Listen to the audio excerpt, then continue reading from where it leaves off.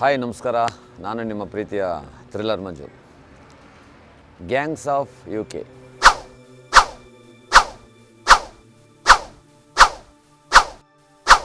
ಈ ಒಂದು ಸಿನಿಮಾದಲ್ಲಿ ನಾನು ಆ್ಯಕ್ಷನ್ ಡೈರೆಕ್ಟರಾಗಿ ಕೆಲಸ ಮಾಡ್ತಾಯಿದ್ದೀನಿ.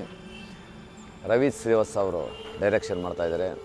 ಒಂದು ಒಳ್ಳೆ ಕತೆ ಇಟ್ಕೊಂಡು ಒಂದು ರಾ ಸಬ್ಜೆಕ್ಟು, ಒಂದು ಉತ್ತರ ಕರ್ನಾಟಕದ ಶೈಲಿಯಲ್ಲಿ ಒಳ್ಳೊಳ್ಳೆ ಲೊಕೇಶನ್ಸಲ್ಲಿ, ಬಾಗಲಕೋಟೆ ಸರೌಂಡಿಂಗ್ ಫುಲ್ಲು ಒಳ್ಳೊಳ್ಳೆ ಲೊಕೇಶನ್, ಬಾದಾಮಿ, ಬಾಗಲಕೋಟೆ, ಮುಧೋಳ ಈ ಸರೌಂಡಿಂಗಲ್ಲಿ ಎಲ್ಲ ಹೊಸ ಪ್ರತಿಭೆಗಳನ್ನ ಇಟ್ಕೊಂಡು ಮಾಡ್ತಾ ಇರೋಂಥ ಒಂದು cinema gangs of UK.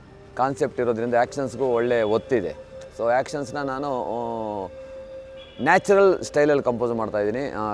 Ravi Srivatsa ಅವರು ಅದೇ ಹೇಳಿದ್ದು, ಮಾಸ್ಟರ್ ರಾ ಇರಬೇಕು, ನನಗೆ ಒಂದು ರಿಯಲ್ ಫೀಲ್ ಇರಬೇಕು, ಹೋಮ್ ಸ್ಟೈಲಲ್ಲಿ ಮಾಡಿ ಅಂತಂದರು.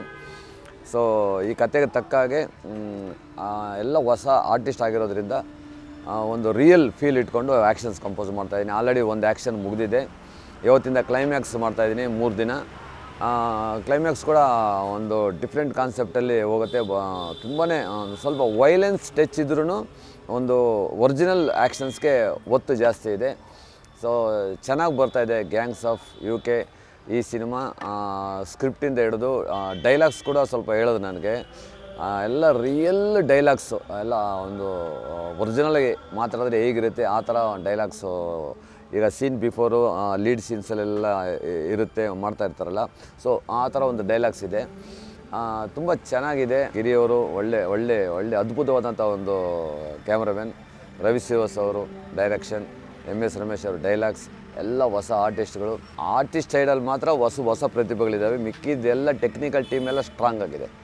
ಸೊ ನನ್ನ ಸೈಡ್ ಆ್ಯಕ್ಷನ್ಸ್ 3 ಆ್ಯಕ್ಷನ್ಸೂ ಭಾಳ ಭರ್ಜರಿಯಾಗಿ ಕಂಪೋಸ್ ಮಾಡ್ತಾಯಿದ್ದೀನಿ. ಡೆಫಿನೆಟ್ಲಿ ಒಂದು ಒಳ್ಳೆ ಫೀಲ್ ಇರುತ್ತೆ ಆ್ಯಕ್ಷನ್ಸಲ್ಲಿ.